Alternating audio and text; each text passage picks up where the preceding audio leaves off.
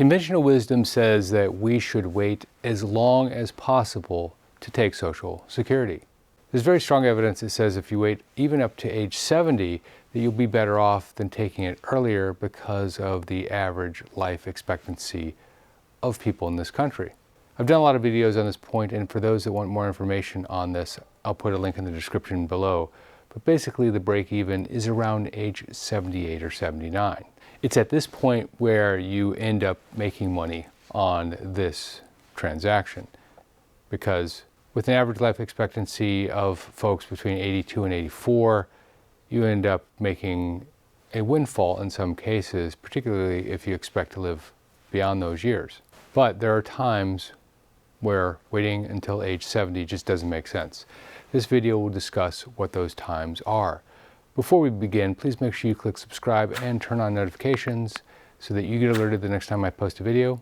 I post about twice a week. All right, let's go. Point number one, you need it now. For many people, you just need your Social Security payment now. Life has been hard, maybe even particularly hard right now, and without it, you're going to struggle to make ends meet.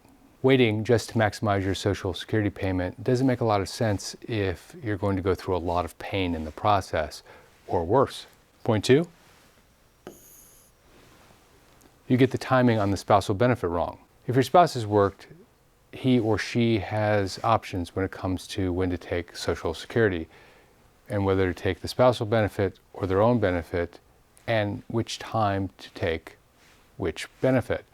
Putting all of that aside for a second, your spouse cannot claim the spousal benefit until you file first.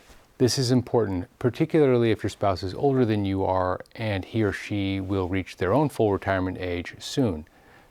As the primary insured, you can file up to age 70, and the years between age 67 and 70, your Social Security payment will continue to grow. But at age 67, the spousal benefit ceases to grow. So if your spouse is older than you and approaching full retirement age, I'd spend some time with a calculator to determine your best option. Point three, your health is in question, or your spouse's health is in question. If you look at your family tree and the people before you had a short life, or if your health is compromised currently, it might make sense to take Social Security earlier rather than later.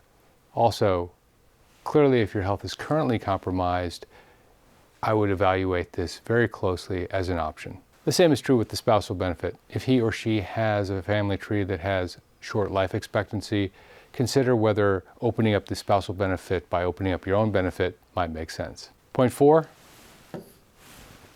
if you expect higher taxable income later in life. Oftentimes people will take time off to recharge. Just because you're 62 or 63 or 64 doesn't mean that you're out of the game, but you might want to take some time before you get back into the game. If this is you and you expect to have modest income for a period of time, taking Social Security early might make sense, because Social Security is often taxed if you have a higher, what's called adjusted gross income, or AGI. So by having a low adjusted gross income, taking Social Security now while you don't pay taxes on it might make perfect sense. The final point is you just want to enjoy life while you have the energy to enjoy life. Usually there's not an even distribution of quality of life as you get older. When you're in your 60s and in your 70s, you have more energy than when you are in your late 70s and in your 80s. That's not always the case. I know someone who's in his 90s and has more energy than you and me both, figuratively speaking. Certainly he is full of life, but for most people, when they're 65, they have more energy than when they're 75, and when they're 75, they have more energy than when they're 85. So using these funds from Social Security early, as long as you have the later half of your life covered in terms of expenses, might be perfectly acceptable and a great reason to take Social Security early. But I can't stress this enough. You need to make sure that your entire life is covered. Don't take Social Security early just to take Social Security early, particularly if it puts your future in jeopardy. Before you go, check out this video on should you take your Social Security and invest it early or wait until full retirement age or later. This is Jeff Schmidt. Thanks for watching.